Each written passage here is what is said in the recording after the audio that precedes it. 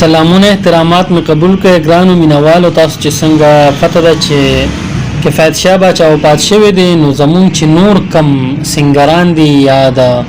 ریلیټډ دي د سره هغه د دې باره کې سوي پاغه کې اول ویډیوز چلیږي ډېر زیاتې چې ګلپانې داغي باره کې سوي دي یو خو د ګلپانې په نوم دومره ډېر پیجونه تاسو باور پته نه لګي چې د ګلپانې خپل پیج کم یو دی خو چې تاسو کله سرچ کړئ نو دی کې چې دا کم ته او دی نه خښوي او ټیک مارک ورته شوی دا هغه صحیح پیج چې دا دی رجستر کړی او دا د هغه دی چې په دې د 1 کروڑ نه زیات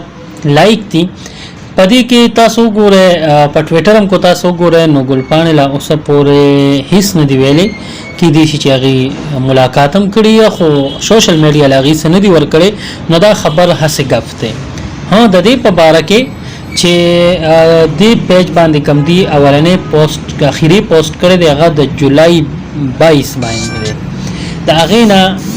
علاوه دی چې دینو دا سیستغنه کړی د کم د عید الاضحی کم ویشو مبارکباد او خپل مینوالو ته ورکول او پدې کې شهنشاه باچا دی چې هغه پدې باندې د دوک اظهار هم کړی دی سوشل میډیا ته ور کړی دی او هغه ویلي د باره کې چې 13 شو تیری کی دوران د دنیا پاتې بنشي شاهان د دنیا